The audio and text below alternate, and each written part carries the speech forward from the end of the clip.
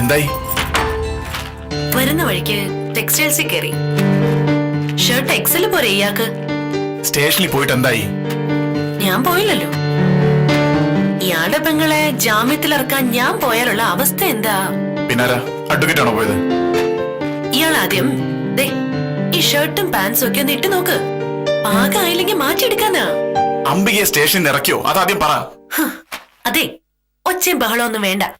ഇത് എന്റെ വീട്, എന്റെ മുറി. ഒളിച്ച് താമസിക്കുന്ന ഒരു ക്രിമിനലിനെ ഇവിടെ വോയിസ് ഇല്ല. അതെ, എന്റെ മാനസികാവസ്ഥ ഒന്ന് മനസ്സിലാക്കണം. ക്രിമിനലാണെങ്കിലും ഞാൻ അവളുടെ ഏട്ടനാ. എന്റെ പെങ്ങളെ കുറിച്ച് ചോദിക്കുമ്പോ ഒരു നല്ല ഉത്തരം പറഞ്ഞോടെ മനസ്സിക്ക്. നല്ലത് പറയുന്നതിലല്ല സിദ്ധാർത്ഥ, നല്ലത് പ്രവർത്തിക്കുന്നതിലാ കാര്യം. അംബികയുടെ പേരില് കേസൊന്നും എടുത്തിട്ടില്ല. വക്കീല് പോയി ഇറക്കിക്കൊണ്ടുവന്നു. അവര് തല്ലോ മറ്റോ ചെയ്തോ? തല്ലാനല്ലാതെ തലോടാനല്ലല്ലോ പോലീസുകാർ കൊണ്ടുപോകുന്നത്. ഒന്ന് രണ്ടെണ്ണമൊക്കെ കെട്ടിക്കാണും. ശരിക്കും? പിന്നെ ശരിക്കും അല്ലാതെ തൊട്ടുവിടുവോ പോലീസുകാര്? അത്യാവശ്യമൊക്കെ കിട്ടിക്കാണും. വിഷമിക്കൊന്നും വേണ്ട. ഒന്ന് രണ്ടെണ്ണമൊക്കെ കിട്ടിയെന്ന് വെച്ച് അവൾക്ക് കുഴപ്പമൊന്നും വരില്ല. നല്ല സ്മാർട്ട് അല്ലേ അവള്? താനിങ്ങനെ മുറിക്കകത്ത് തന്നെ ഇരിക്കണ്ട. താഴെ മൈന മാത്രമേ ഉള്ളൂ. ഇയാള് ഡ്രസ് ചേഞ്ച് ചെയ്തിട്ട് താഴേക്ക് വാ.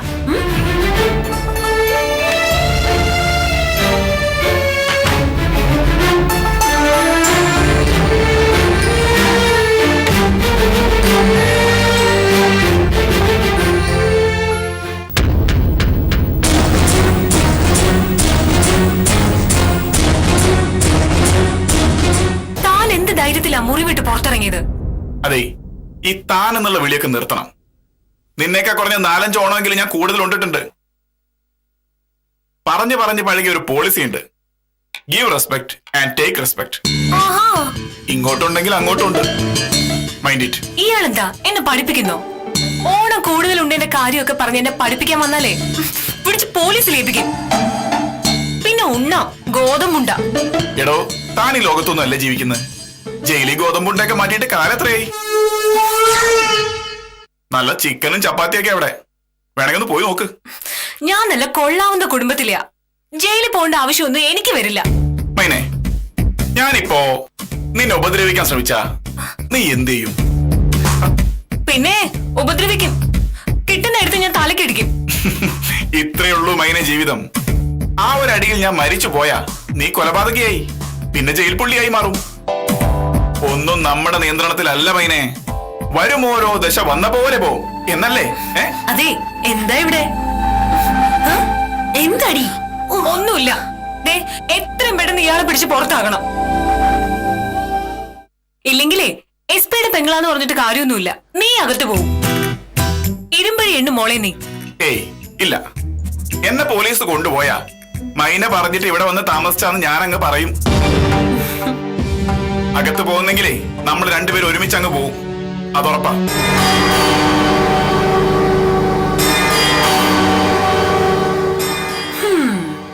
അപ്പോ നിന്റെ കാര്യത്തിലൊരു തീരുമാനമായി മോളെ.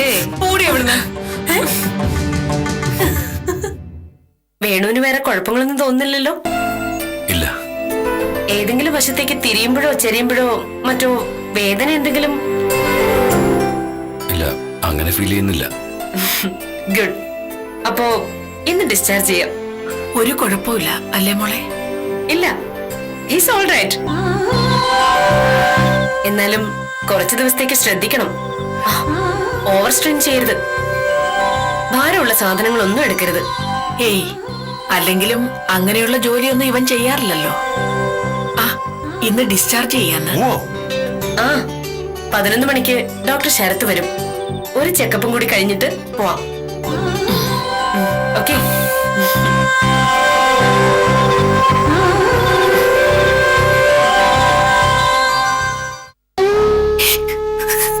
മോളെ, ഇതിനൊന്നും കണ്ണീരല്ല പ്രതിവിധി. ജീവിച്ച് കാണിച്ചു കൊടുക്കണം. അന്തസ്സും അഭിമാനമൊക്കെ പണയം വെക്കാതെ ജീവിക്കാൻ ഇത്തരം അനുഭവങ്ങൾ നല്ലതാ. ഇനിയും ഒരുപാട് അനുഭവിക്കേണ്ടി വരുമോ? വരുമെന്ന് കരുതി തന്നെ ജീവിക്കണം. ഒരു സമൂഹത്തിന് മുഴുവൻ വേണ്ടി എന്ത് സഹിക്കാൻ തയ്യാറായി പുറപ്പെട്ടിട്ടുണ്ട് ഈ അമ്മ. ആ മാനസികാവസ്ഥ ഉണ്ടാക്കിയെടുക്കണം. വെറുമൊരു പെണ്ണല്ല നീ. അധികാരവർഗത്തെ കരളുറപ്പ് കൊണ്ട് പേടിപ്പിച്ച ഒരമ്മയുടെ മോളാ. പോലീസ് ക്യാമ്പിലിട്ട് ഇടിച്ചു കൊല്ലുമ്പോഴും മരിക്കുന്നതിന് മുമ്പ് ഇടിച്ച പോലീസുകാരന്റെ മുഖത്തേക്ക് തുപ്പിയ ഒരച്ഛന്റെ മോളാ. കരയില്ലമ്മേ, ഇനി ഞാൻ കരയില്ല. കണ്ണീര് കൊണ്ട് ഒന്നും നേടാൻ പറ്റില്ലെന്ന് എനിക്കറിയാം. എന്നെ തല്ലിക്കൊന്നാലും സിദ്ധുവേട്ടൻ എവിടെയുണ്ടെന്ന് ഒരുത്തരോട് ഞാൻ പറയില്ല. ഇന്ന് എനിക്ക് മനസ്സിലായി, സിദ്ധാർത്ഥൻ ഒറ്റയ്ക്കൊളിവിൽ താമസിക്കുകയല്ല, ആരോ സ്ട്രോങ് ആയിട്ട് സപ്പോർട്ട് ചെയ്യുന്നുണ്ട്.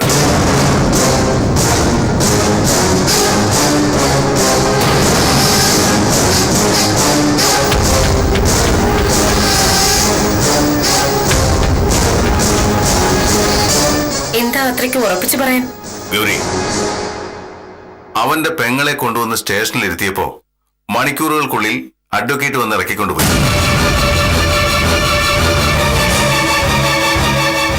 അതും ഹൈക്കോർട്ടിലെ അഡ്വക്കേറ്റ്. അതായത് ഒളിവിൽ താമസിക്കുമ്പോഴും ഇതെല്ലാം അവൻ അറിയുന്നുണ്ട്. അവനെ ആരോ സഹായിക്കുന്നുണ്ട്. എന്റെ ഈ കൺവെട്ടത്തുണ്ട് ഗൗരി, അവനും അവനെ സഹായിക്കുന്നവരും. പക്ഷേ എങ്ങനെയാണെന്നോ ആരാണെന്നോ ഒരു സൂചനയുമില്ല. സ്റ്റേഷനിൽ നിന്ന് ഇറക്കാൻ വന്ന അഡ്വക്കേറ്റിനോട് ചോദിച്ചില്ലേ? CA ചോദിച്ചു, പക്ഷേ അവരൊന്നും വിട്ടു പറയുന്നില്ല. ഹൈക്കോടതി പ്രാക്ടീസ് ചെയ്യുന്ന ഒരു അഡ്വക്കേറ്റ് പോലീസുകാരെ പേടിക്കേണ്ട കാര്യമില്ലല്ലോ. ഇക്കണക്കിന് പോയാ ഈ കേസിന്റെ അന്വേഷണ ചുമതല വരെ മാറും. എല്ലാം എന്റെ കഴിവുകളായിട്ട് ചിത്രീകരിക്കപ്പെടും. അതിനു മുമ്പ് കണ്ടുപിടിക്കണം. അവനേക്കാൾ മുമ്പ് അവനെ സഹായിക്കുന്നവരെ.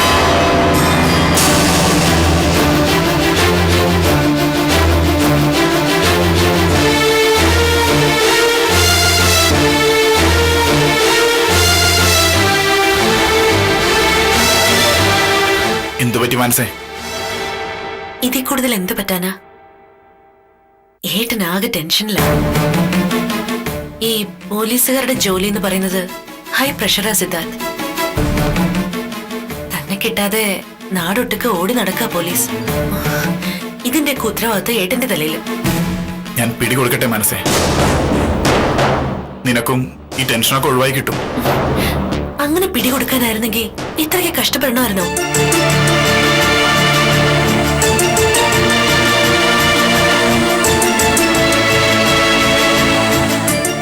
എന്റെ മനസ്സില് ചില റൂട്ടുകളുണ്ട് സിദ്ധാർത്ഥ്. അതൊക്കെ ഒന്ന് ഡെവലപ്പായിട്ട് വരട്ടെ. അയ്യോ, വയ്ക്കോ, വയ്ക്കോ.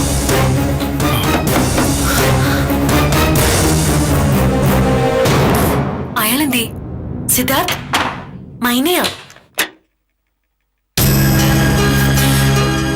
ഇയാളുടെ ഈ ബാത്റൂമിലെ ബെഡ്റൂമിലെ ഇരിപ്പ് മതിയാക്കി എന്തെങ്കിലും ഒന്ന് തീരുമാനിക്കണം. ഇയാൾ വലിയൊരു ബാധ്യതയാ, ഒഴിവാക്കിയേ പറ്റൂ. ഒഴിവായി തരാം. ഞാൻ ആർക്കൊരു ബാധ്യതാവില്ല. മൈനയോട് പറയാൻ വാക്കുകളുടെയും അക്ഷരങ്ങളുടെയും കുറവുകൊണ്ടല്ല ഞാൻ സംസാരിക്കാതിരിക്കുന്നത്. മാനസികയോടുള്ള ബഹുമാനം കൊണ്ടാ, കടപ്പാട് കൊണ്ടാ. അല്ലെങ്കിൽ ഒരടി കിട്ടാനുള്ള വകയൊക്കെ മൈനയുടെ കയ്യിലുണ്ട്. നീ ചിരിച്ചോടി. നമ്മുടെ സംരക്ഷണയിൽ കഴിയുമ്പോഴും ഇയാളുടെ അഹങ്കാരം കണ്ടോ? നീ നോക്കിക്കോ, നിന്നെ കൊണ്ട് ഇയാള് പോവും.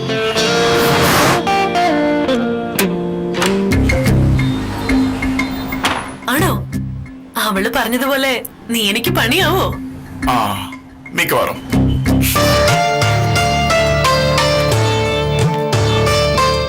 മെഡിസിൻസ് കഴിക്കേണ്ട വിധമെല്ലാം എഴുതിയിട്ടുണ്ട്.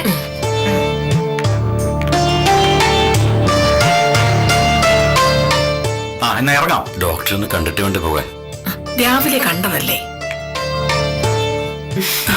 ഇപ്പൊ പറഞ്ഞോളൂ ഡോക്ടറെ കുറിച്ച്. ഇറങ്ങാൻ തുടങ്ങായിരുന്നു. പറഞ്ഞതൊക്കെ ഓർമ്മയുണ്ടല്ലോ. റെസ്റ്റ് എടുക്കണം. 2 ആഴ്ചക്ക് ശേഷം ഒന്ന് വരണം. അതിനുശേഷം ചെറിയ തോതിൽ എക്സസൈസ് ഒക്കെ തുടങ്ങാം. ശരി ഡോക്ടർ. ശരി. ഡോക്ടർ, ഡിസ്ചാർജ് ആയത് മാനസിയോടൊന്ന് പറഞ്ഞേക്കും. പിന്നെയൊന്നും വന്നില്ലല്ലോ. വേണുഗോപന് പേടിയുണ്ട്. അയാൾക്ക് കേസുമായി മുന്നോട്ട് പോകാനും താല്പര്യമില്ല. അത് എന്താണെന്ന് മനസ്സിലാവുന്നില്ല. സ്വസ്ഥമായിട്ട് ജീവിക്കാൻ ഈ കേസും കോടതിയൊക്കെ ഒരു തടസ്സമാവില്ലേ ഹരി? വേണു ഇപ്പോഴും പറയുന്നത് കുത്തിയ ആൾക്ക് എന്തോ അബദ്ധം പറ്റിയതാണെന്നാ. മാനസിക ഇഷ്ടപ്പെട്ട ചെറുക്കനല്ലേ? ഇങ്ങനൊരു അപകടം ഉണ്ടായെന്ന് വെച്ച് ആ ഇഷ്ടമില്ലാതാവൂ? ഹരി, കാര്യം നമ്മള് ക്ഷണക്കത്ത് വരെ അടിച്ചു വെച്ചതാ. എല്ലാവരും വിളിച്ചും കഴിഞ്ഞു. എന്നാലും ഒന്നുകൂടി അന്വേഷിക്കുന്നത് നല്ലതാ. വേണുഗോപനല്ല, മാനസയുടെ ഭാവിയാ നമുക്ക് പ്രധാനം. അവരുടെ കുടുംബക്കാരെയൊക്കെ നമ്മൾ കണ്ടതല്ലേ? കുഴപ്പക്കാരൊന്നുമില്ല. പിന്നെ മാനസ തീരുമാനിക്കട്ടെ. അവരല്ലേ ഒരുമിച്ച് കഴിയേണ്ടത്. വേണുഗോപനെ നേരിട്ട് കാണുമ്പോൾ ഉണ്ടായിരുന്ന അടുപ്പം കണ്ടു കഴിഞ്ഞ ശേഷം അവൾക്ക് ഇല്ലാത്ത പോലെ തോന്നുന്നു.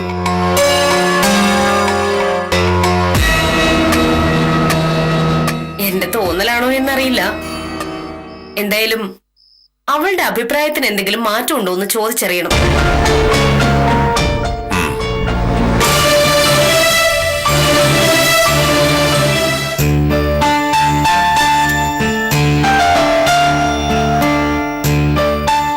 അതെ, സിദ്ധാർത്ഥൻ എന്താ കല്യാണം കഴിക്കാത്തത്? അതിനുള്ള പ്രായമായിട്ടില്ലല്ലോ. അയ്യേ, എങ്ങനെ? അല്ല, ഈ ഇന്ത്യയില് ബാലവിവാഹം നിരോധിച്ചതാ, അറിയില്ലേ? അയ്യോ, എന്തോന്ന് വളിപ്പ് കോമഡിയാണ് ഇത്. കുറച്ചുകൂടി നിലവാരമൊക്കെ പ്രതീക്ഷിച്ചു ഞാൻ. പലപ്പോഴും നിലവാരമില്ലാത്ത കോമഡികളാ ജീവിതത്തിൽ സംഭവിക്കുന്നത്. ഇന്ന് നമുക്ക് ഫീൽ ചെയ്യുന്ന വളരെ സെന്റിമെന്റലായ പല കാര്യങ്ങളും പിന്നീട് ആലോചിക്കുമ്പോ നിലവാരമില്ലാത്ത വെറും കോമഡികളാ. വാതില് തുറന്നിട്ട് വാചകം അടിച്ചിരുന്നോ? എന്തൊരു ധൈര്യമോ മാനസ നിനക്ക്? ഏട്ടൻ ഇറങ്ങി ഇടിച്ച് കൊല്ലില്ലേ നിന്നെ? ചില റിസ്കുകൾ ജീവിതത്തിന്റെ ഗതി മാറ്റിമറിക്കും. മൈനെ മാറ്റിമറിക്കും. ദേ, ഇയാളെ എങ്ങോട്ടെന്ന് വെച്ചാ മാറ്റിക്കോ. ഏട്ടനും ഏട്ടത്തെയും കൂടെ മുറിയിലേക്ക് വരൂ ഇപ്പോ.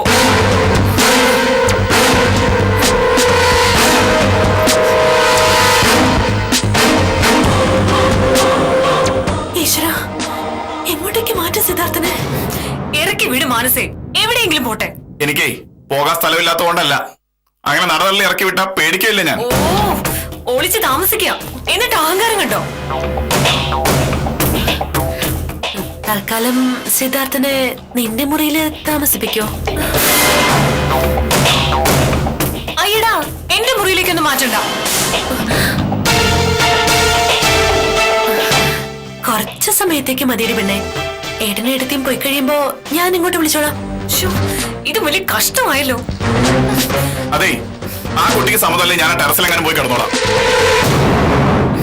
സമ്മതമല്ലെന്ന് ഞാൻ പറഞ്ഞു. സഹിക്കുവാ. ദേ, ഇവള് പറഞ്ഞോണ്ട്. ചെല്ല്.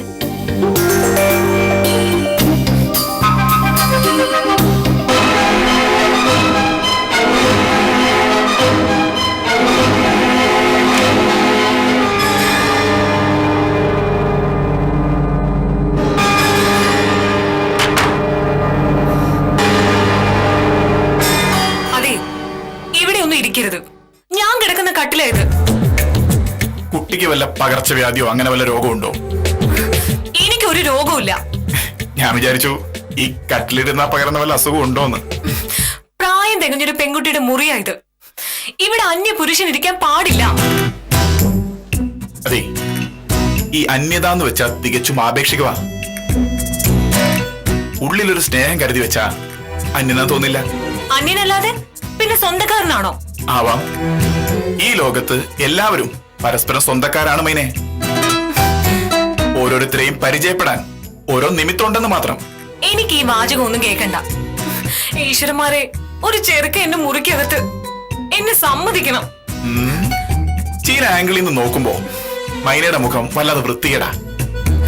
സത്യം പറഞ്ഞ ഈ പരിണാമ സിദ്ധാന്തമൊക്കെ ഓർമ്മ ആദിമ മനുഷ്യരിലേക്ക് തിരിഞ്ഞു നോക്കുന്ന പോലെ.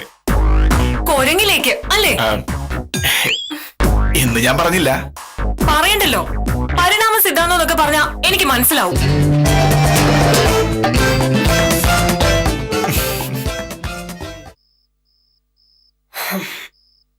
മനസ്സേ, വേണുഗോപൻ എത്രയും പെട്ടെന്ന് വിവാഹം നടത്താനുള്ള ആഗ്രഹത്തിലാണ്. നീ ഇഷ്ടപ്പെട്ട ആളാണെന്നുള്ളത് ശരി തന്നെയാ. പക്ഷേ ഇപ്പൊ അയാളുടെ ആരോഗ്യസ്ഥിതി തീരെ മോശോ. മിനിമം ഒരു 6 മാസമെങ്കിലും എടുക്കും സാധാരണഗതിയിലാവാൻ. സോ വിവാഹം നടത്തണമെങ്കിലും 6 മാസം കഴിഞ്ഞു മതി. നിശ്ചയിച്ച മുഹൂർത്തം മാറ്റിയ അതെല്ലാവരെയും അറിയിക്കണ്ടേ ഗൗരി? അറിയിക്കണം. ഇത് നമ്മുടെ കുറ്റം കൊണ്ടൊന്നും സംഭവിച്ചതല്ലല്ലോ, പിന്നെന്താ? മോളെന്താ തീരുമാനിച്ചിരിക്കുന്നേ? അതാദ്യം പറയൂ.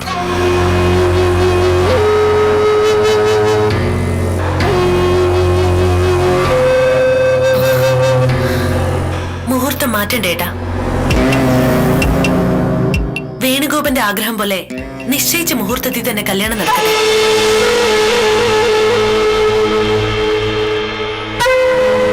ഇനി അത് മാറ്റിയാ ശരിയാവില്ല. എങ്കിൽ വേണുവിന്റെ വീട്ടുകാരെ വിവരം അറിയിക്കല്ലേ? എന്റെ അഭിപ്രായം കണക്കിലെടുക്കണ്ട. മാനസയ്ക്ക് ചിന്തിക്കാനും തീരുമാനം എടുക്കാനുള്ള കഴിവുണ്ടല്ലോ. എടുക്കുന്ന തീരുമാനങ്ങളൊന്നും പിന്നീട് അബദ്ധമായി പോയിന്ന് തോന്നാതിരുന്നാ മതി.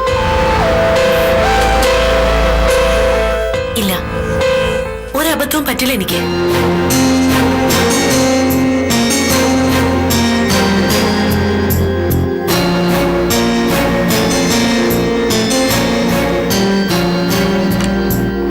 കോൺഫിഡൻസ് ആവാം, ഇത് ഓവർ കോൺഫിഡൻസ് ഹരി. നീ എല്ലാം നെഗറ്റീവായി കാണുന്നോണ്ടാ.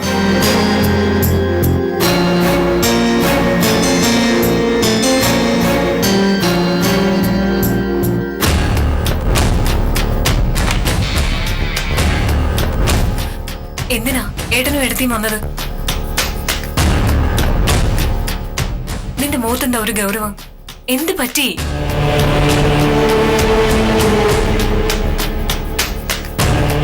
ഞാൻ കല്യാണത്തിന് സമ്മതിച്ചു.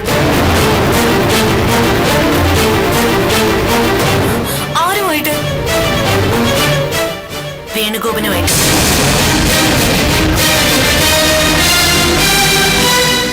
മനസ്സേ, നീ ഇതെന്ത് ഭാവിച്ച? എല്ലാം അറിയാവുന്നല്ലേ നിനക്ക്? അതെ, എല്ലാം അറിഞ്ഞുകൊണ്ട് തന്നെ സമ്മതിച്ചു. നിന്നോട് ഞാൻ പറഞ്ഞതല്ലേ എന്തെങ്കിലും ഒഴിവ് കഴിവ് പറഞ്ഞ് കല്യാണം നീട്ടിവെക്കാൻ. ഒന്നും പറയാൻ തോന്നിയില്ല. ഞാനങ്ങ് സമ്മതിച്ചു. എപ്പോഴായാലും നടത്തേണ്ടതല്ലേ. നീ എന്ത് ഭ്രാന്ത മനസ്സേ പറയുന്നേ? അപ്പന്റെ പെങ്ങളും കുട്ടിയോ? സിദ്ധാർത്ഥ്, ഞാൻ വേണുഗോപനെ കെട്ടിയില്ലെങ്കിൽ അംബികയും കുഞ്ഞിനെയും വേണുഗോപൻ സ്വീകരിക്കോ? സ്വീകരിക്കില്ല. ഞാനല്ലെങ്കിൽ മറ്റൊരാൾ വേണുഗോപനെ കല്യാണം കഴിക്കും. അല്ലാതെ അംബികയ്ക്കൊരു ജീവിതം കൊടുക്കാൻ തയ്യാറാവില്ല. അതുകൊണ്ടെന്താ മനസ്സ് വിവാഹം കഴിക്കാളെ? കഴിക്കണം സിദ്ധാർത്ഥ്. ഞാൻ വേണുഗോപനെ കല്യാണം കഴിച്ചേ പറ്റൂ. എടി, നീ കാര്യമായിട്ട് പറയാണോ മനസ്സേ? അതെ, കാര്യമായിട്ട് തന്നെ പറഞ്ഞു. വേണുഗോപനെ ഞാൻ കല്യാണം കഴിച്ചേ മതിയാവൂ.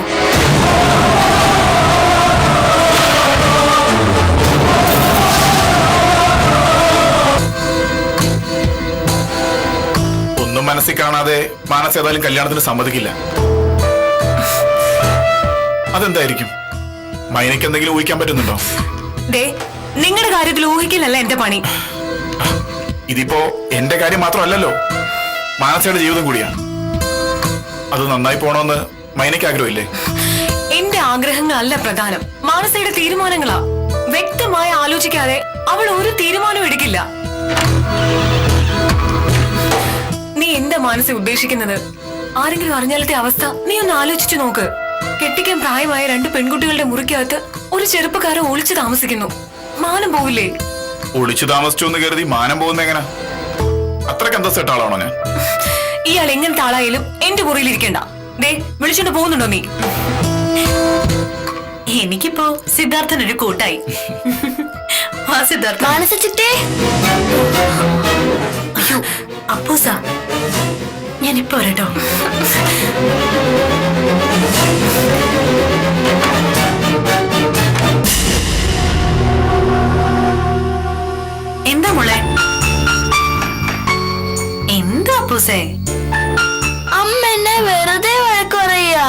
വെറുതെ വഴക്ക് പറഞ്ഞോ? ഹേയ്, എന്തെങ്കിലും കാര്യം കാണും. ഇല്ല, ഞാൻ ഒന്നും ചെയ്തില്ല. ഒന്നും ചെയ്തില്ലേ? എത്ര പറഞ്ഞാലും അനുസരിക്കില്ല. എന്തു പറ്റി എടുത്തേ? സദാ സമയം ഉള്ള ടിവിയുടെ മുമ്പിലാ. വന്നിപ്പോ ആഹാരം കഴിക്കുന്നതും കോമ്പോസിഷൻ എഴുതുന്നതും വരെ ഒരു പ്രോഗ്രാം കണ്ടോണ്ടിരുന്ന. അതിന് വഴക്ക് പറഞ്ഞതിനാ ഇവിടെ മുഖം വിറപ്പിച്ചു വന്നിരിക്കുന്നേ. വാ, വന്ന് കിടക്ക വാ. മാനസ ചേച്ചിയുടെ കൂടെ ഞാൻ കിടക്കുന്നത്. നീ ഇങ്ങോട്ട് എഴുന്നേറ്റ് വരുന്നുണ്ടോ? ഇല്ല, ഞാൻ ഇവിടെ കിടന്നോളാം. എന്നാ ഇവിടെ കിടന്നു. ഞാൻ വരില്ല ഇനി വിളിക്കാൻ. ചെല്ലുമോളെ, അമ്മയെ ദേഷ്യം പിടിപ്പിക്കില്ലേ? ഇവിടെ കിടക്കട്ടെ മനസ്സേ. ഇത് ഇടയ്ക്കിടയ്ക്ക് പതിവല്ലേ. പിണക്ക് മാറുമ്പോ തനിയെ വന്നോളൂ.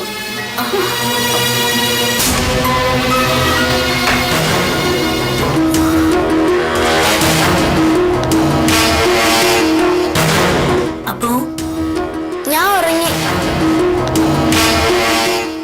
മോളെ ഇവിടെ തന്നെ കിടക്കാൻ തീരുമാനിച്ചോ? ആ, എനിക്കിത് വേണം.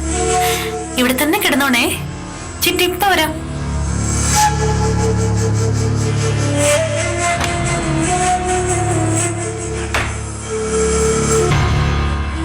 ശരിക്കും മൈന എന്ന് തന്നെയാണോ പേര്? അതെ. എന്താ മാറ്റണോ? മാറ്റിയാ കൊള്ളായിരുന്നു. ഈ സ്വഭാവത്തിന് ചേരുന്നത് ഈ ശൂർപ്പണക, താടക അങ്ങനെയൊക്കെയുള്ള പേരുകളാ. ഓ, ഒരു വലിയ തമാശ. ചിരിക്കണോ ഞാൻ? അല്ല, വേണമെങ്കിൽ ചിരിക്കാം. ഇന്നത്തെ ദിവസം പോയി. ആകെ പ്രശ്നമായി. എന്തു പറ്റി? അപ്പു വന്നെന്റെ കിടക്കല കിടക്ക. ഇന്ന് എന്റെ കൂടെയാ കിടക്കുന്നേന്ന്. അവളങ്ങനെ ഇടയ്ക്കിടയ്ക്ക് വന്ന് കിടക്കുന്നല്ലേ? അതിനെന്താ? എടീ, എന്താന്നോ? സിദ്ധാർത്ഥനെ ഞാൻ എന്ത് ചെയ്യും? ആ, അത് ശരിയാണല്ലോ. ഇയാളോട് പോലീസിൽ സറണ്ടർ ആവാൻ പറ. ബാക്കിയുള്ളവര് വെറുതെ ബുദ്ധിമുട്ടിക്കാനായിട്ട്. അതൊന്നും ഇപ്പൊ നടക്കില്ല. എന്തെങ്കിലും ഒരു വഴി കാണണം. വേറെ വഴിയൊന്നുമില്ല. ഇന്ന് ഞാൻ ഈ റൂമില്. എന്താ? ആ, അത് നേരാ. ഇന്നൊരു ദിവസം ഇവിടെ അഡ്ജസ്റ്റ് ചെയ്യാം. പറ്റില്ല. ഞാൻ ഉപദ്രവിക്കൊന്നുമില്ല. ഒന്ന് തൊടാൻ പോലും വരില്ല. തൊടാൻ ഇങ്ങോട്ട് വാ. എന്റെ കൈന്റെ ചൂടറിയും. ഞാൻ അങ്ങ് ചെല്ലട്ടെ, അല്ലെങ്കിൽ അപ്പു ചിലപ്പോ എഴുന്നേറ്റ് വരും. മനസ്സേ, ഇത് ശരിയാവില്ല. എന്ത് കഷ്ടപ്പാടാ ഇത്. നീ ഇന്നൊരു രാത്രി സഹിച്ചേ പറ്റൂ. എനിക്ക് പേടിയാ. എനിക്കും പേടിയാ. എന്നെ ഉപദ്രവിക്കരുത് please. Good night. Good night.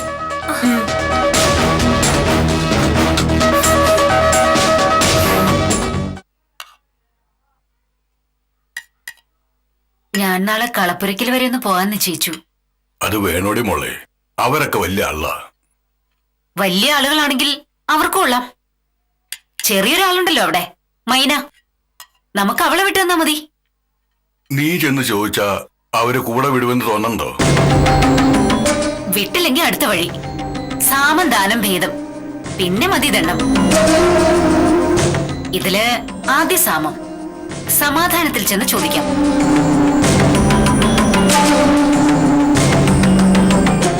നീ വരുന്നോ എന്റെ കൂടെ കളപ്പുരയ്ക്കിലേക്ക്?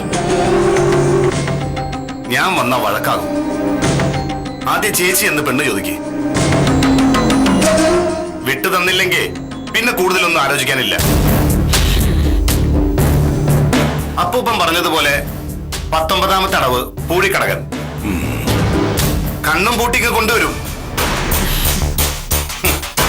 പിന്നെ ദിവസങ്ങൾ കഴിഞ്ഞേ പെണ്ണ് പുറംലോകം കാണും. സത്യത്തിൽ ഇയാൾ ആരാ? ഒരു ക്രിമിനൽ ആണെന്ന് എനിക്കറിയാം. SP-യുടെ വീട്ടിൽ തന്നെ വന്ന് കയറിയത് എന്താ ഉദ്ദേശം വെച്ചിട്ടല്ലേ? ഉണ്ടായ സംഭവങ്ങളെല്ലാം അതുപോലെ തന്നെ ഞാൻ പറഞ്ഞു കഴിഞ്ഞു. അതിൽ കൂടുതൽ ഒന്നും എനിക്ക് പറയാനില്ല. എനിക്ക് നിങ്ങളെ വിശ്വാസമില്ല. വിശ്വസിക്കുന്നു വിശ്വസിക്കാതിരിക്കുന്നു ഒക്കെ ഓരോരുത്തരുടെ മനസ്സ് പോലെയാ. എന്റെ ഈശ്വര, എന്റെ ഒരു തലവിധി. എനിക്ക് ഇങ്ങനെ ഒരു തലവിധി ഉണ്ടാവും ഞാൻ പ്രതീക്ഷിച്ചേയില്ല. എല്ലാം മാനസയുടെ കുഴപ്പം. ആവശ്യമില്ലാതെ ഓരോന്ന് വരുത്തി വെക്കും. അവസാനം എല്ലാത്തിനും കൂട്ടു നിൽക്കാൻ ഞാനും. ആ കുട്ടിയുടെ മനസ്സ് നല്ല. അവൾക്ക് ഒരു സത്യസന്ധതയുണ്ട്. എല്ലാവരും അതുപോലെ അല്ലല്ലോ. എന്നെയാണോ ഉദ്ദേശം നിങ്ങള്?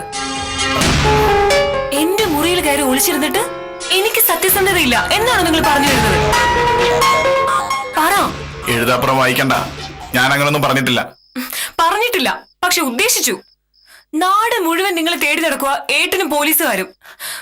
പഠിച്ച കള്ളനാ നിങ്ങള്. ഈ വീട്ടിൽ കയ്യിലാണ് ഏറ്റവും സേഫ് എന്ന് നിങ്ങൾക്ക് മനസ്സിലായി. ശരിയാക്കി തരാം. മാനസയോട് ഞാനൊന്ന് ആലോചിക്കട്ടെ. നിങ്ങളെ ഏട്ടന്റെ കയ്യിൽ ഞാൻ തന്നെ പിടിച്ചു കൊടുക്കും.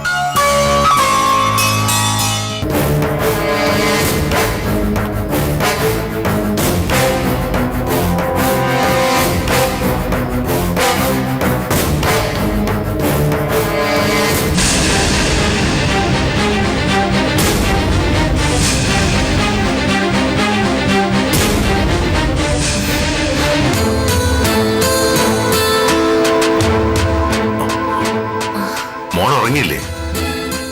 ഉറക്കം വന്നില്ല ഏട്ടാ. ഏട്ടനെന്താ വല്ലാതിരിക്കുന്നത്? ഏട്ടത്തി കളിയാക്കുന്നത് മോൾക്കറിയാവുന്നല്ലേ.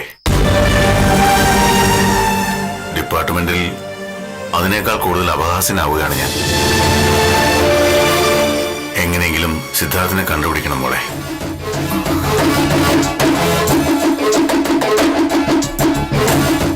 ഇല്ലെങ്കിൽ ഏട്ടന്റെ ജോലി വരെ അത് ബാധിക്കും. തൽക്കാലം ഒന്ന് ഇരിക്കാൻ ഇടം തന്നത് ഒട്ടകത്തിന് സ്ഥലം കൊടുത്ത പോലെയായി. ഇത് പറ്റില്ല സിദ്ധാർത്ഥ. ഞാനൊരു കല്യാണം കഴിക്കാത്ത പെണ്ണാ. എന്റെ മുറിയിൽ ഇങ്ങനെ ഒരാൾ ഒളിച്ചിരുന്നു എന്നറിഞ്ഞ നിങ്ങൾക്കൊന്നും നഷ്ടപ്പെടാനില്ല. പക്ഷെ എനിക്ക് അങ്ങനെയല്ല. മുള്ളു ചെന്ന് ഇലയിൽ വീണാലും ഇല ചെന്ന് മതി മതി, ഇതൊക്കെ കേട്ടു പഴകിയ പഴഞ്ചൊല്ല. ഞാനിവിടുന്ന് ഇറങ്ങിത്തരണം, അത്രയല്ലേ ഉള്ളൂ. മിണ്ടായിരിക്കേ, തുടങ്ങിയ പിന്നെ നിർത്തില്ല.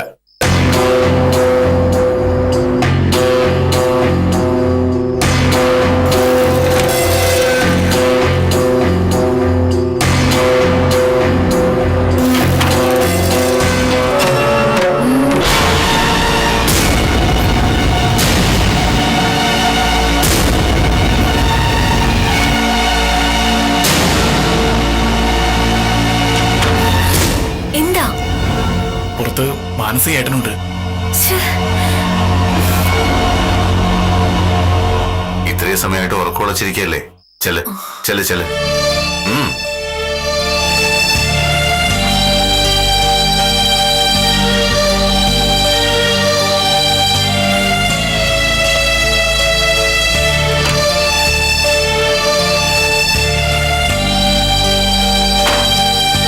നീ എന്തൊക്കെ എന്നോട് ബഹളം വെച്ചാലും ഇന്നൊരു രാത്രി എനിക്ക് ഈ മുറിയിൽ കഴിഞ്ഞേ പറ്റൂ. പറ്റില്ല. എന്റെ മുറിയിൽ ഒരു ചെറുപ്പക്കാരനെ കിടത്തിയാ പിന്നെ ഞാൻ ജീവിച്ചിരുന്നിട്ട് കാര്യമില്ല.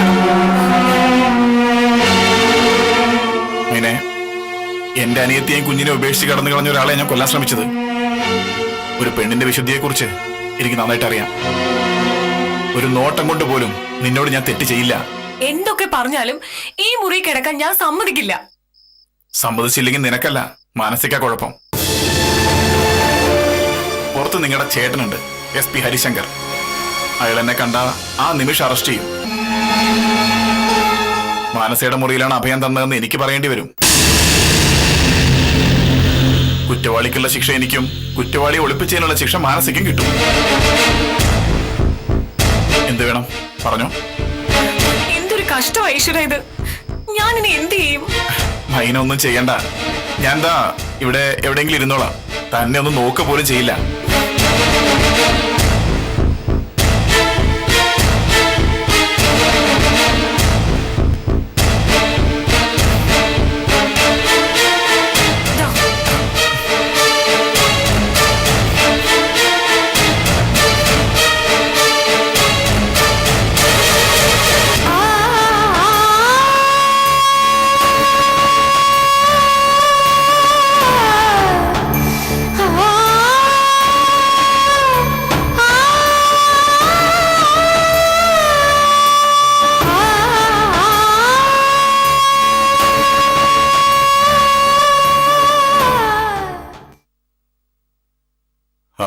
നീ ഇറങ്ങിയോ?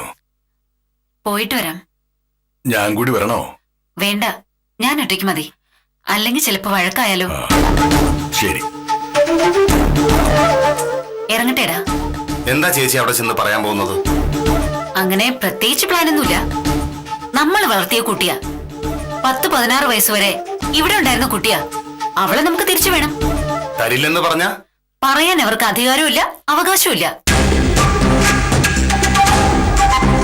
പിന്നെ സ്വാധീനം വെച്ച് നമ്മളോട് മത്സരിക്കാം. എല്ലാം നിന്റെ കയ്യില് കുഴപ്പാ. ഞാൻ എന്ത് ചെയ്തു എന്നെ കൊണ്ടൊന്നും പറയിപ്പിക്കരുത്. 10-16 വയസ്സായ പെൺകുട്ടിക്ക് ഈ വീട് സുരക്ഷിതമല്ലെന്ന് തോന്നാൻ എന്താ കാരണം? അതിന് വേറെ ആരുമല്ലല്ലോ, അവൻ കെട്ടാൻ പോണ പെണ്ണല്ലേ. ഇവനെ ഇങ്ങനെ ഉപദേശിച്ച് വഷളാക്ക്. അപ്പൊ പിന്നെ കല്യാണം പെട്ടെന്ന് നടക്കും.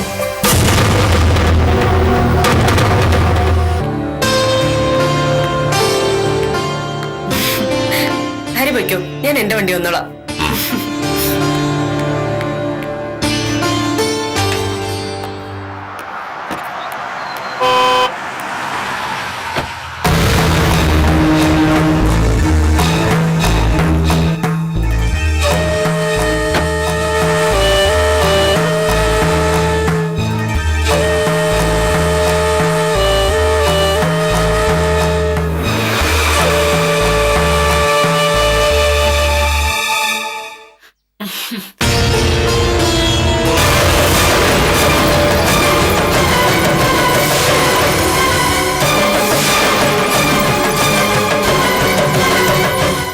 ഇറങ്ങിയോ?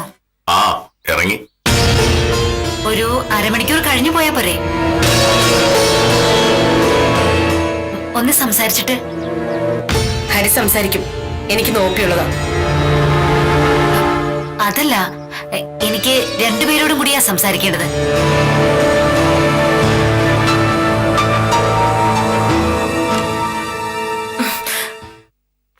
ഏട്ടനും എടുത്തേം പോയി. വാ ഇറങ്ങ്. ഇത്ര ധൃതി എന്തിനാ? ഒരു അരമണിക്കൂറോടെ കഴിഞ്ഞെന്ന് കരുതി എന്താ കുഴപ്പം? ഒരു മിനിറ്റ് പോലും കഴിയണ്ട, ഇറങ്ങ്. പോവാ സിദ്ധാർത്ഥ. പേടിക്കണ്ട, കൂട്ടിയിട്ടിരിക്കുന്ന ഔട്ട് ഹൗസാ. അവിടെ ആരും വരില്ല. അപ്പൊ ഈ ഭക്ഷണവും വെള്ളമൊക്കെയോ? ഓ, തൽക്കാലം പാർസൽ വാങ്ങിക്കാം. 2 ദിവസത്തേക്കല്ലേ, മാനേജ് ചെയ്യണം. എന്തെങ്കിലും ഉണ്ടാക്കി കഴിച്ചാലും കുഴപ്പമൊന്നുമില്ല. എല്ലാ സൗകര്യവും ഇവിടെ ഉണ്ടല്ലോ. ഞാനൊന്ന് മുഖം കഴുകി ഫ്രഷ് ആവട്ടെ. ഓ, ഇയാളെന്താ കല്യാണം കഴിക്കാൻ പോവാണോ? ഞാൻ വന്നത് എന്തിനാണെന്ന് ഹരിക്കും ഗൗരിക്കും ഏകദേശം അറിയാന്ന് തോന്നുന്നു. ഏകദേശമല്ല, കാര്യമായി അറിയാം. അർജുനന് പെണ്ണ് ചോദിക്കാനാണെങ്കിൽ അത് വേണ്ട. ഞാൻ നിങ്ങളോട് സംസാരിക്കാൻ വേണ്ടി മാത്രം വന്നതല്ല, എനിക്ക് മൈനയോട് സംസാരിക്കണം. അവളെന്ത് വിളിച്ചേ? അർജുന്റെ കാര്യത്തിലാണെങ്കിൽ മൈനയ്ക്ക് അവനോട് ഇഷ്ടമല്ല. പിന്നെ എന്തിനാ അവളെ വിളിച്ച് ശല്യം ചെയ്യുന്നേ? ഞാൻ ശല്യം ചെയ്യാൻ വന്നതല്ല, ഒന്ന് സംസാരിക്കണം. ചില കാര്യങ്ങൾ പറയണം. അതിന് ബുദ്ധിമുട്ടുണ്ടോ? സംസാരിച്ചോളൂ, പക്ഷേ അതുകൊണ്ടൊരു പ്രയോജനം ഉണ്ടാവില്ല. ആയിക്കോട്ടെ, എന്നാലും എനിക്കൊന്ന് സംസാരിക്കണം.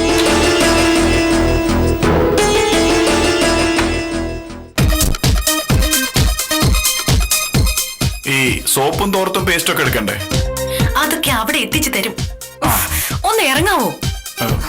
ഒരു മിനിറ്റ്, ഇതൊന്ന് പിടിച്ചേ.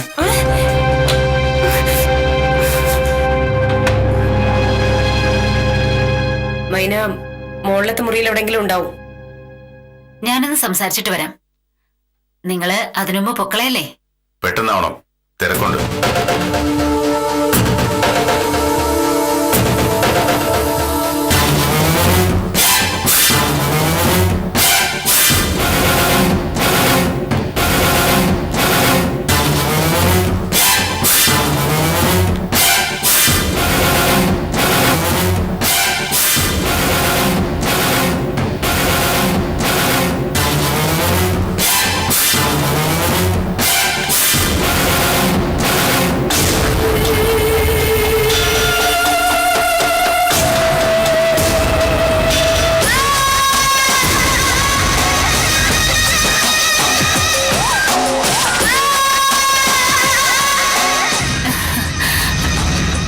മോളെ മൈനക്കുട്ടി,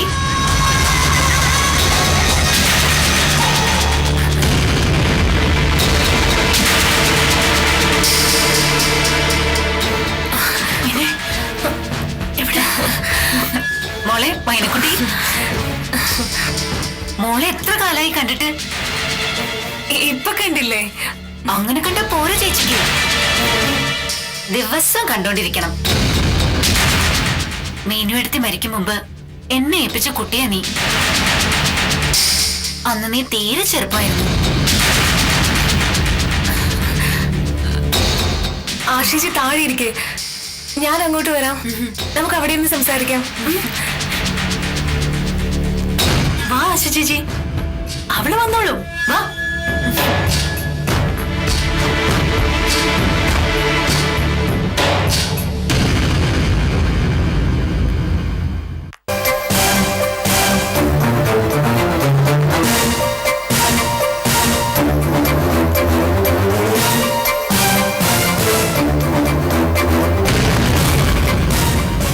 ഹരി, പഴയ കഥകളൊന്നും ആവർത്തിക്കാനല്ല ഞാൻ വന്നത്. എന്നാലും പറയാ, അർജുന് പറഞ്ഞു വെച്ച പെണ്ണ മൈന. എന്റെ അച്ഛനും മൈനയുടെ അച്ഛനും കൂടെ വാക്കു പറഞ്ഞുറപ്പിച്ച ബന്ധവാ. നമ്മളായിട്ടത് തടയുന്ന എന്തിനാ?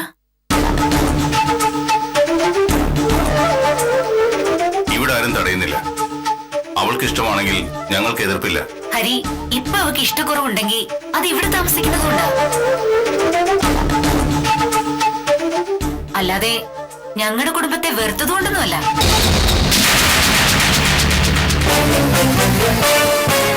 10-15 വയസ്സ് വരെ ഞങ്ങളുടെ വീട്ടിൽ താമസിച്ച കുട്ടിയല്ലേ അവള്. തള്ള ഉപേക്ഷിച്ചു പോയിട്ടും പൊന്നുപോലെയാ ഞങ്ങൾ അവളെ നോക്കിയത്.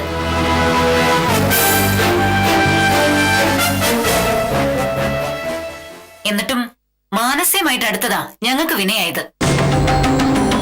അന്ന് മാനസ് അവളെ ഇങ്ങോട്ട് വിളിച്ചോണ്ട് വന്നില്ലായിരുന്നെങ്കിൽ എപ്പോഴേ അർജുനുമായിട്ടുള്ള കല്യാണം നടന്നേനെ.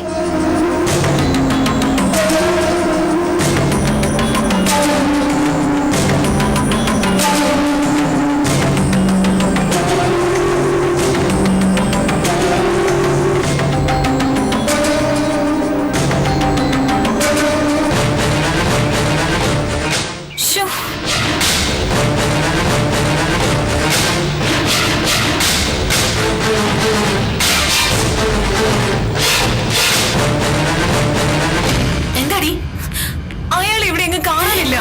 സിദ്ധാർത്ഥൻ അവിടെ.